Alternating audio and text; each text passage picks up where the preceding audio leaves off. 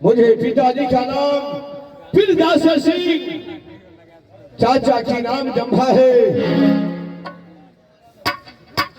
इसी समय मैंने अपने दरबार में ऊंचा सिंहासन लगा करके आराम करता हूं। आहो ऊंचा सिंहासन ला गई आल्हा को,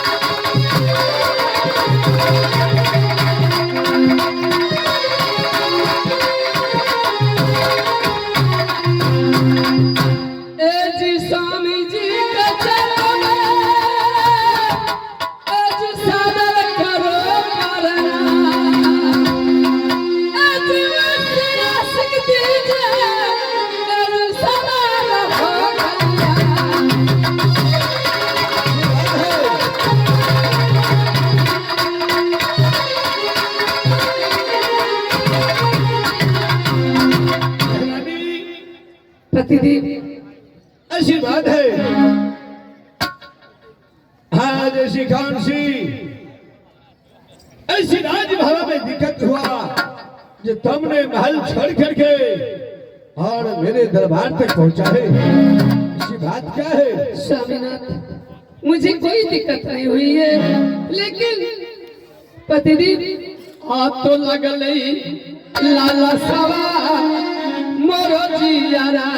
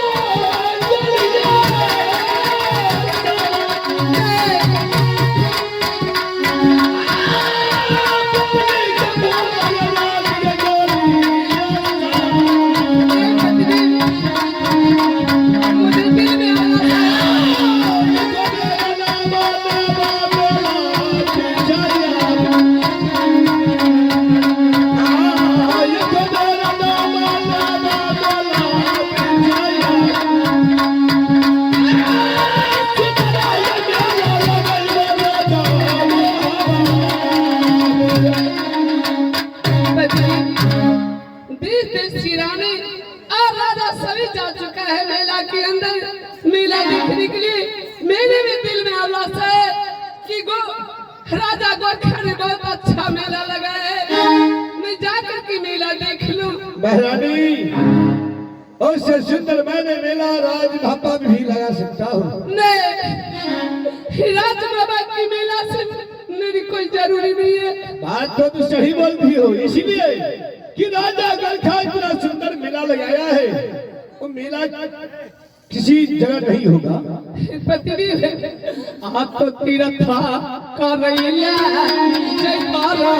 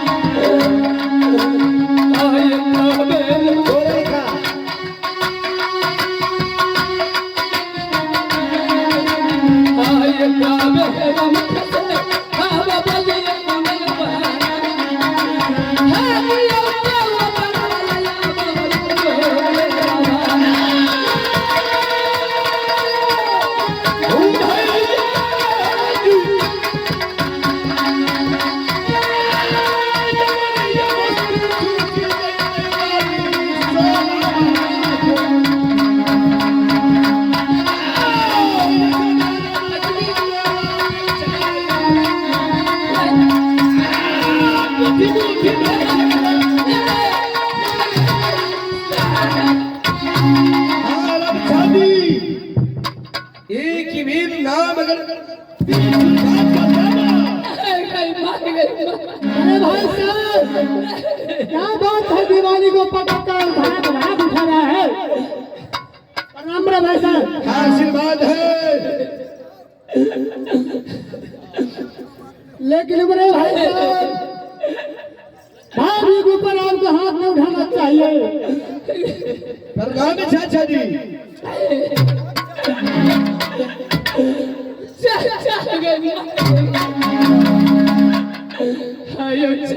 चाची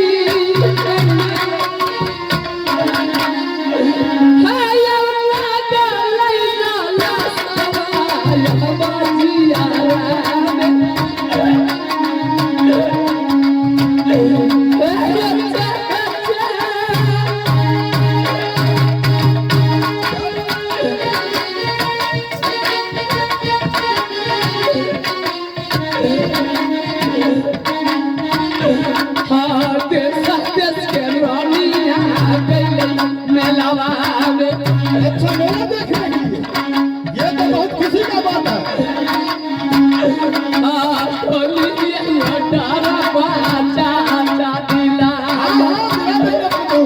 चिंता मत मानो।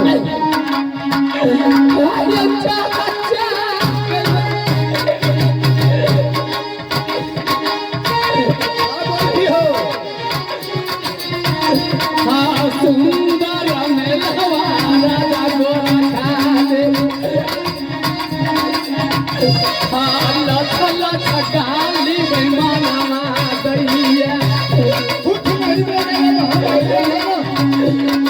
गोदना पर कोरा या वरनिया के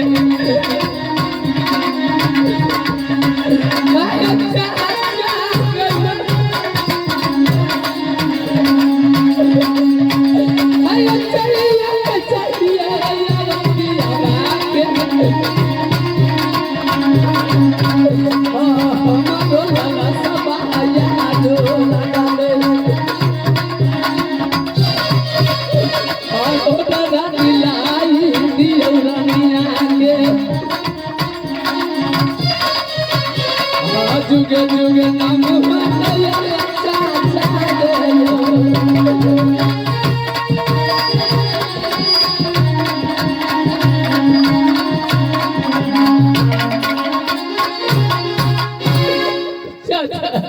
बोलो प्रभु। राजा गोरखा ने बहुत अच्छा मेला लगाया है। देश देश की रानी सभी गई है, राजा गए। मेरी भी आवाज है, लेकिन प्रतिदिन मुझे बहुत मारा है। ठीक है, तुम अलग हो गए, हम आल्हा को समझाते हैं। आल्हा, हाँ चाचा जी इधर आओ। रे तू कैसा विपत हो गई रे, औरत पर तू हाथ छोड़ो ही हरमजादा। इसलिए चाचा, शायद किसी देश का राजा को पता लग जाए जो राज ढाबा की नाल नारी किसी दूसरे देश में आकर के मेला देख रहा है, तो राज ढाबा में क्षत्रियों का धर्म नहीं बचते हैं चाचा। कुछ नहीं हुआ है, कुछ नहीं। ये देखी नदी में जो मेला लगल का है, कहाँ कहाँ से लोग अले हैं मेला देखे। बाबू रुदल, अरे पुतहू को जो लिलसा लगे है बेटा, उसको लिलसा को पूरा करो। हम लोग तो जाने के लिए तैयार हैं, लेकिन आप ये बन ठन के कहा जा रहे हैं? हम लोग भी वही मेले देखने के लिए जा रहे हैं। ये बड़े भाई साहब, हम भी सोचे जब चाचा बूढ़ा होकर के इतनी मेला का शौकीन है, तो हम लोग कैसे नहीं जाए मेला। हम भी सोचे जा रहे हैं राज मोहब्बत बेटा रुदल को साथ करके और गोरखा को मेला जरूर देखेंगे। इसमें क्या बात है बेटा? चाचा साहब, आपकी वचन का मैं तो मान लिया। रानी सोना को अपने साथ में ले जा करके राजा गोरखा को मेला दिखा दो। क्यों नहीं? क्यों रुदल साहब? लेकिन साथ में देवो रुदल भी जाएगा, ये भी बोलिए। हाँ रुदल भी जाएगा, हम भी जाएंगे। रुदल सिंह को आज्ञा नहीं मिलेगा इस राज्य से। क्यों? रानी सोना को दिल में लालसा है तो केवल रानी सोना ही जा सकती है। रुदल सिंह को हमने पोसा पाला, खिलाया पिलाया, इतना जवान किया, लोहा चलाना सिखाया, लाठी चलाना सिखाया, बाना चलाना सिखाया। आज वो हमारे साथ मेला देखने के लिए नहीं जाएगा, इसलिए होंठी राजा है, हो सकता है इस मेला के अंदर में अत्याचार भी कर सकता है। तो कुछ नहीं होगा, अत्याचार होगा तो होगा, कुछ नहीं होगा। चाचा साहब, रुदल सिंह का रिक्स कौन लेगा? रुदल सिंह का रिक्स? चाचा साहब बोलो। अगर पतिदेव कह रहे हैं कि देवा रुदल की जिम्मेवारी लेने के लिए, तो देवा रुदल की जिम्मेवारी मैं लूंगी। अगर देवा रुदल को एक बाल बांका हो जाएगा तो हमने अपनी बदन स्वामी जी को चरण में हाजिर कर देंगे। महारानी, अपनी जोश में होश मत खाओ। मैं अपने भाई का दूध की समान मानता हूँ। जितने बदन में रोए हैं, एक रोए मैंने घीन के रखा हूँ। ठीक है पतिनाथ, मेरे भाई का एक रोए टूटने के बाद तुम सिराज महात्मा में शकल दिखाने की लायक भी नहीं रहोगी रानी सोना। ठीक है पतिनाथ, हमने देवा रुदल को जिम्मेवारी लेकर के मेला जा रही हूँ। अगर एक रिया अगर टूट जाएगा तो ये बदन आपके चरण में हाजिर है। रुदल सिंह क्या ककड़ी का बतिया है जो कोई कतर के मुंह में डाल दे? नहीं रुदल सिंह, मैं तो आज्ञा दे चुका हूँ केवल 8 रोज को, लेकिन मेला में लड़ाई झगड़ा तो मत करना। नहीं करूंगा। जिस तरीका से चाचा कहेंगे उसी तरीका से हम लोग देख करके आ जाएंगे। ठीक है, चार रानी सोना, ख्याल रखना रुदल पर। ठीक है पतिनाथ, अवश्य रखूंगा। और साथ ले जा रहे हो तो राज महापा तक रुदल सिंह को साथ मेरे पास लेकर के आना होगा। अवश्य। प्रणाम पतिनाथ। आशीर्वाद है।